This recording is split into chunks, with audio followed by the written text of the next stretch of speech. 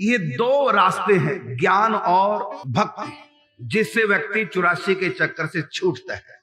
या तो ज्ञान के द्वारा आत्म साक्षात कर ले, या प्रेमा भक्ति के द्वारा परमात्मा का साकार रूप में साक्षात्कार कर ले।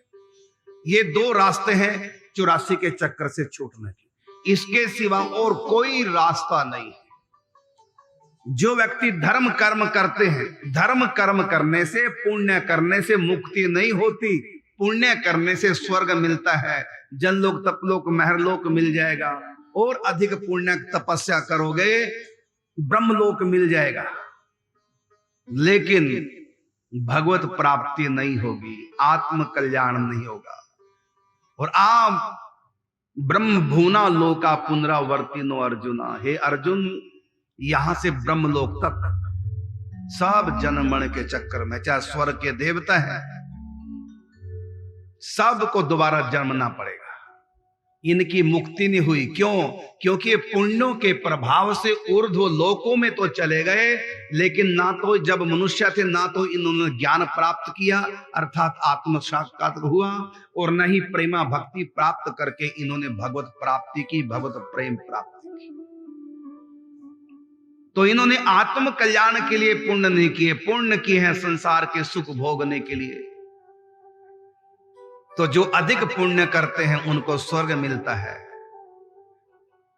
स्वर्ग भोग करके जब पुण्य क्षीण होते हैं फिर मृत्यु लोक में जन्म लेना पड़ता है। हां, इतना है कि स्वर्ग से जो आते हैं अधिकतर मनुष्य ही बनते हैं और अच्छे घर में पैदा होते हैं। और गरुड़ पुराण में लिखा कि उनका स्वभाव बड़ा कोमल होता है, दयालु प्रकृति के होते हैं, जो स्वर्ग भोग करके धरती पे दोबारा जन्म लेते हैं। वो दान पुण्य परोपकार करने वाले होते हैं, मातृ भक्त होते हैं, पितृ भक्त होते हैं, दीन दुखियों की सेवा करते हैं, उनमें दया विशेष होती है। वो किसी को दुखी देख नहीं पाते और उनका दुख दूर करने का प्रयास करते हैं। उनमें सहन शक्ति होती है, शील स्वभाव होता है, क्रोध नहीं करते। उनके क्रोध से कभी किसी का बुरा नहीं होता। वो क्रोध भी करेंगे तो भले के लिए करेंगे। उनके क्रोध में भी ममता प्रेम छिपा होता है। वो बड़े कारुणिक होते हैं, बड़े, वो सबके सुहृद होते हैं। यह है स्वर्ग से आने वालों की पहचान। और गरुड़ पुराण में लिखा जो नरक भोग करके आते हैं उनकी पहचान क्या है? वो बात बात में झगड़ा कर लेते हैं, हर बात का उल्टा अर्थ लगाते हैं, हर किसी को स्वार्थी समझते हैं। वो कभी किसी का भला करना नहीं चाहते, भला करने का मौका भी मिलता है लेकिन कहते हैं वो हम क्यों करें। तो इस प्रकार से उसका क्रूर स्वभाव होता है, छोटी सी बात से कलेश कर देता है।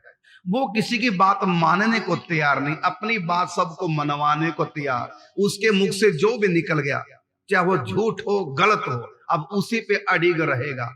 ऐसा कर्कश स्वभाव होता है, वो किसी से बनाकर नहीं रखता, स्वार्थ के बिना किसी से प्रीति नहीं जोड़ता, विश्वासघात करता है, बात बात पे बिना ही बात के झूठ बोलता है। तो ऐसा जो व्यक्ति है, लड़ाई झगड़े करने वाला, ईर्ष्या द्वेष करने वाला, स्वार्थ में सदा भरा रहने वाला, अहंकार में भरा रहने वाला, ऐसे जो व्यक्ति हैं, इसका मतलब वो नरक भोग करके आए हैं, नरक से आए हैं।